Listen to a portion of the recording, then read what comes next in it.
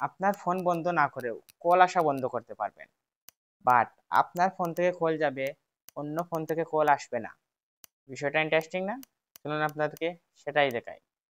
এই কাজটুকু করতে হলে ফার্স্টেই চলে যাব আমরা ডায়াল বারে ডায়াল করব *21*016। যে কোম্পানির সিম হোক না কেন, এয়ারটেল হলে 016, গ্রামীণ হলে 017, রবি হলে 018। তারপর হ্যাশে ক্লিক করে আমরা কলে ক্লিক করব।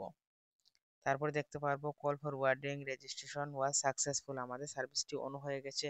আমরা চাইলে কাউকে কল দিতে পারবো, আমাদের চাইলে কেউ কল দিতে পারবে না। এই সার্ভিসটি অফ করতে হলে আমরা আবার চলে যাব ডায়াল বারে, ডায়াল করব #21#। আবার কলে ক্লিক করলে দেখতে পারবো call forwarding service has been disable হয়ে গেছে আমাদের সার্ভিসটি। ভিডিওটি ভালো লাগলে অবশ্যই লাইক দিন, চ্যানেলটি সাবস্ক্রাইব করুন। ধন্যবাদ।